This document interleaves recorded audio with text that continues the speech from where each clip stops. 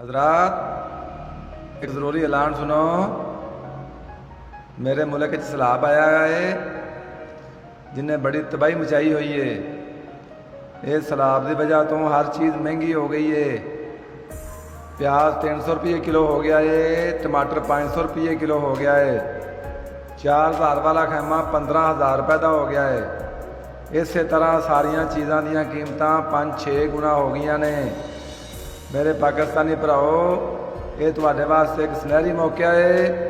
जे तुहाडे कोल कंबल, खेस, चादरां, कोई पाटे पुराने कपड़े अजाफी मौजूद ने, वो तुसी 4-5 गुना वध रेट से बेच सकते हो। ये ना सोचा जे कि सैलाब विच बंदे मर गए ने, मकान ढह गए ने, अरबां का नुकसान हो गया है। जिन्ने भी बंदे मरे ने अल्लाह के हुक्म नाल मरे ने। ये कोई कसूर नहीं। मौले नूं मौला ना मारे तो मौला नहीं मरदा। छेती छेती अपन चीज़ां वध रेट से बेच लो। वो ना होवे अंग्रेज़ काफर बाहरों चोखा समान घल दवे तो फिर तुहाडा समान विके ही ना। क्योंकि अंग्रेज़ काफर दीयां चीज़ां दा एक बड़ा वड्डा नुकसान है कि जदों भी उन्हां ते कोई मुसीबत आउंदी है तो उन्हां दीयां चीज़ां दा रेट अद्धा रह जाता है। तो साड़ियाँ चीज़ां अल्लाह के फजल नाल हाई क्वालिटी दियां ने। इन्हां दियां कीमतां मुसीबत वेले घर पईयां दियां 4-5 गुना वध जांदियां ने। लिहाजा तुसी इंसानी हमदर्दी के चक्करां च ना पिया जे।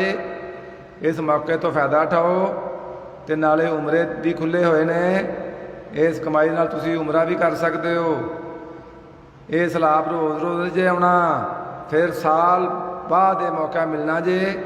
हो सकता है उदों तक जिंदगी रवे ना रवे। पहले भी साढ़े पाकिस्तानी भरावां ने बड़ा फायदा उठाया सी। करोना के दिनों में 10 रुपए का मास्क 150 रुपए का दिता सी ते अज वो बड़े सौखे ने। एक बड़ी अहम तो जरूरी गल ये वे कि सहूलत मेरे पाकिस्तानी भरावां नूं सिर्फ पाकिस्तान में दस्तियाब है, क्योंकि इत्थे कोई पुछण वाला नहीं।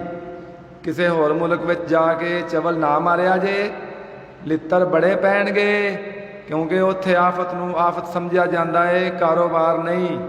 ऐलान खत्म होया।